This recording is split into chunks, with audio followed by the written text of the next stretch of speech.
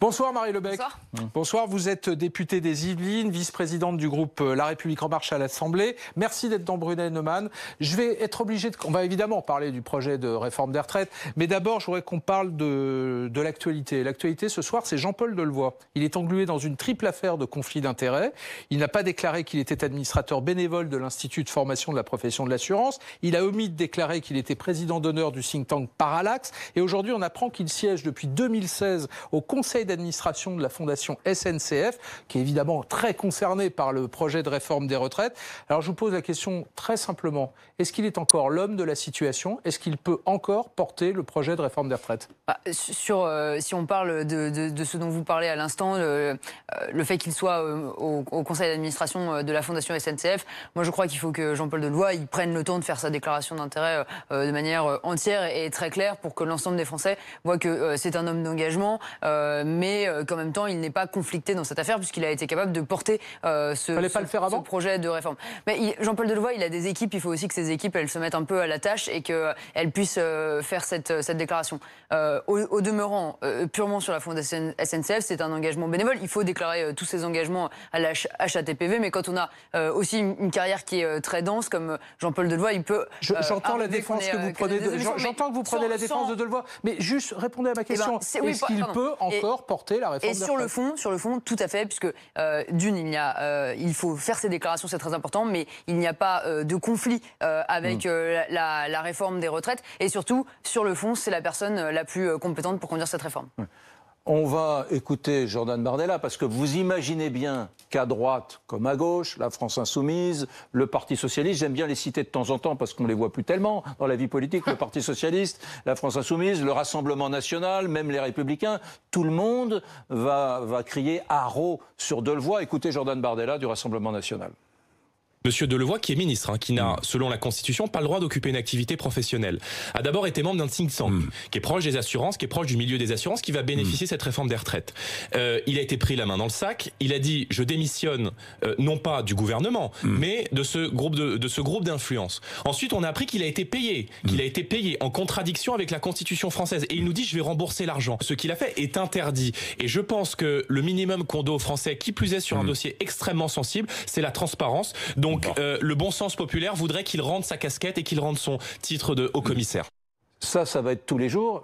Je pense que la position va être difficilement tenable pour lui, pour Jean-Paul Delevoye. Non, mais c'est pour ça que je vous dis, il faut clarifier absolument cette déclaration d'intérêt. Mais vous savez, moi, j'adore écouter Jordan Bardella qui arrive à parler presque 10 minutes sur la déclaration d'intérêt de Jean-Paul Delevoye. Moi, j'aimerais beaucoup entendre le projet de réforme des retraites du Front National et qu'il ne soit pas juste purement basé sur des bonnes intentions du genre on va récupérer l'argent de la fraude fiscale et puis on va corriger les inégalités des retraites des femmes en corrigeant les inégalités salariales.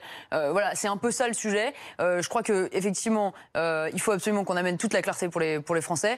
Au demeurant, Jean-Paul Delevoye, il a montré, après 2 ans et demi de travail et de concertation, qu'il était plus que capable de porter cette réforme. J'aimerais, si vous voulez bien, Marie Lebec, qu'on parle des policiers, parce que je fais partie de ceux qui ont cru au discours de ce gouvernement sur l'universalité d'un projet de réforme des retraites, voilà, qui finalement toucherait tous les Français et les amènerait dans une certaine équité, avec notamment la suppression des fameux 42 régimes de retraite sur lesquels nous avons glosé pendant tout l'automne. Et puis là, je découvre cette semaine que finalement, avec les policiers, il y a une première exception. On va dire les policiers, oui, 57 ans parce qu'ils ont un travail dangereux, un travail pénible. Enfin, il y en a d'autres en France qui ont un travail pénible et dangereux.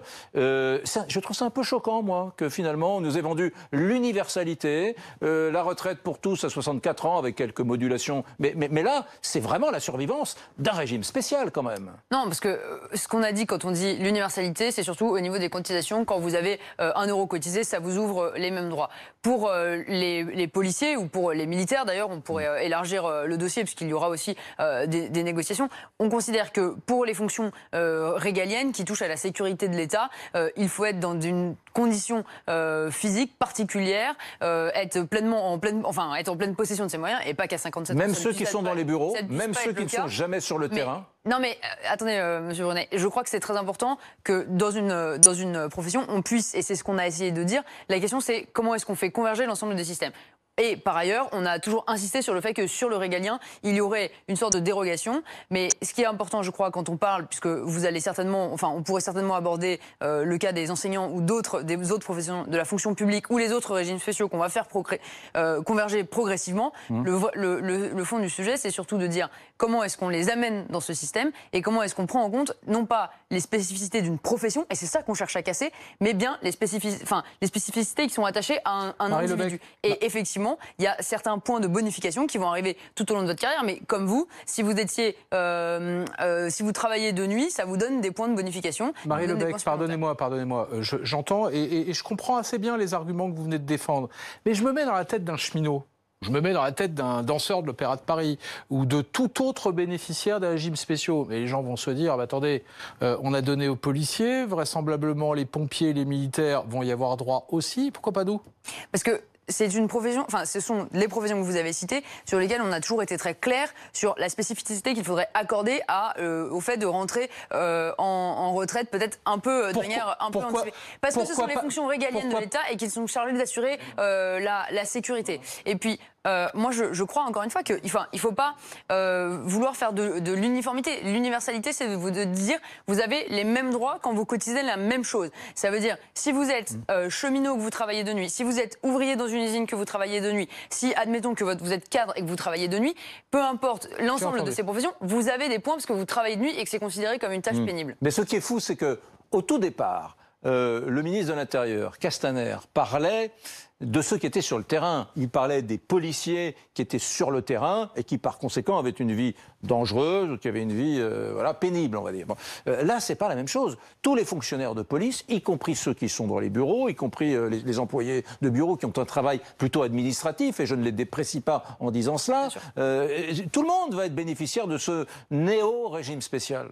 Non mais pour nous, ça fait partie de la négociation. Et vous voyez, c'est ce qu'on dit aussi aux cheminots, puisqu'il y a des négociations inter-entreprises qui ont lieu depuis hier. L'idée, c'est de dire comment est-ce qu'on veut faire adhérer les Français à la réforme. On ne veut pas faire une réforme qui soit la même pour tous, exactement dans les mêmes conditions. Et c'est pour ça que, par exemple, les jeunes, ceux qui rentrent en 2022 sur le marché du travail, commencer immédiatement à cotiser sur le régime à points. Et pour les autres, on va étaler dans le temps. L'idée, c'est pas de faire une réforme brutale, ou alors, comme le disent certaines de nos oppositions, une réforme qui soit budgétaire ou une réforme qui soit... L'idée, c'est de dire comment est-ce qu'on garde ce système de répartition pour finalement faire en sorte que les Français de mon âge, qui sont en train d'entrer sur le marché du travail, ne considèrent plus qu'il n'y a plus de retraite pour eux. Donc ils payent des droits, mais en même temps, quand ils arriveront à la retraite, ils n'auront plus de retraite. C'est ça qui est important, c'est ça le cœur de notre réforme. Oui, on a bien compris, mais j'entends ça. Mais prenez les salariés de l'hôpital public, les fonctionnaires d'hôpital.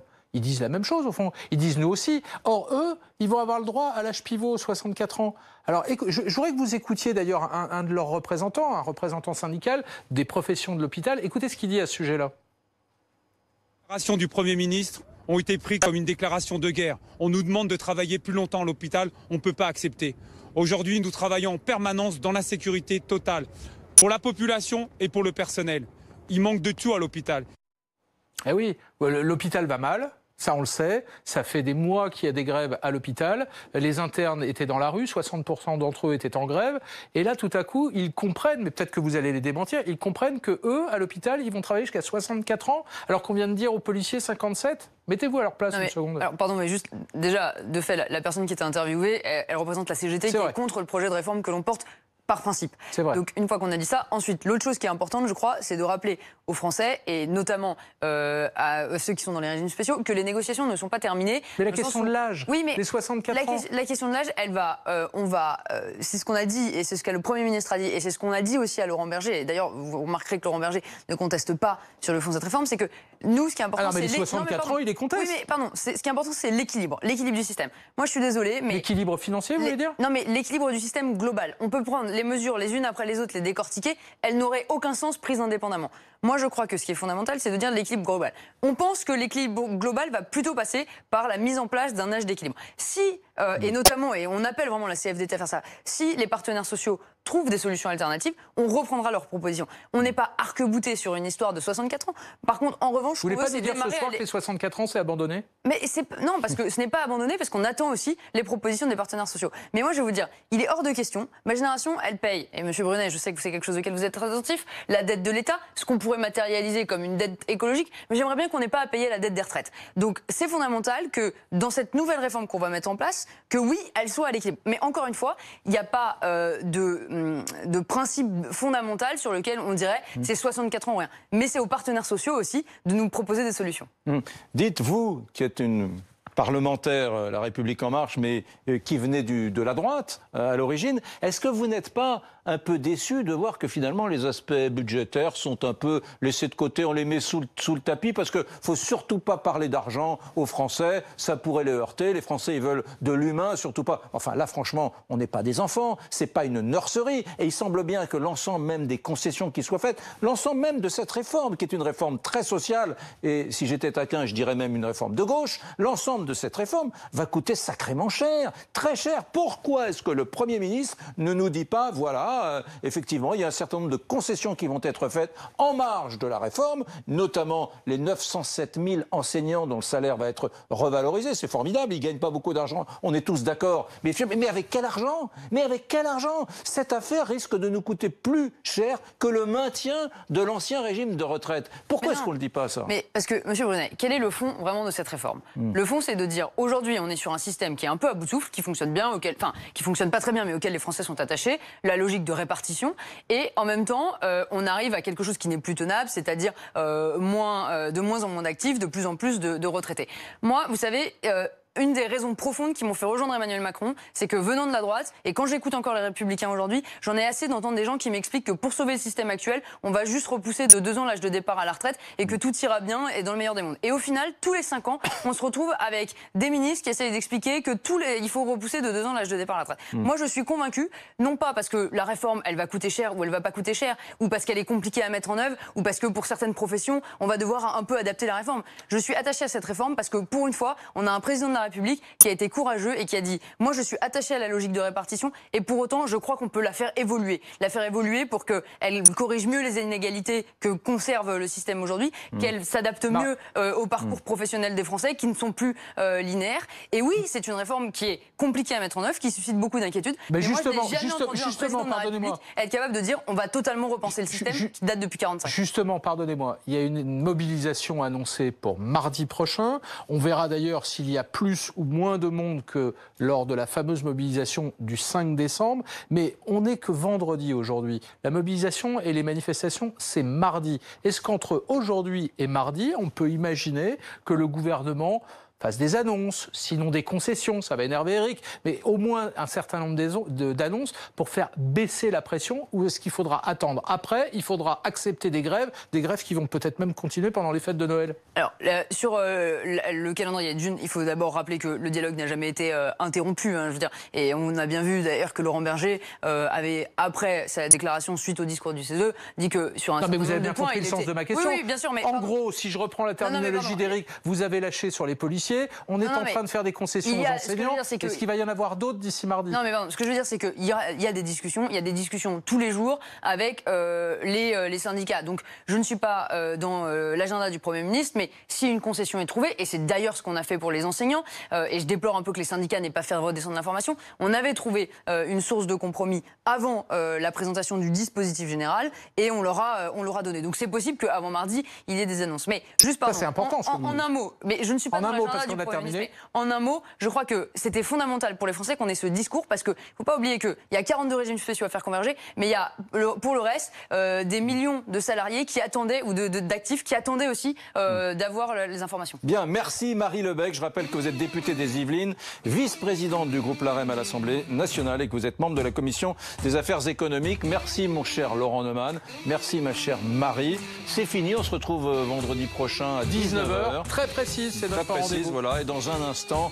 c'est le 20h30 Week-end présenté par Gilles Barret. Au revoir.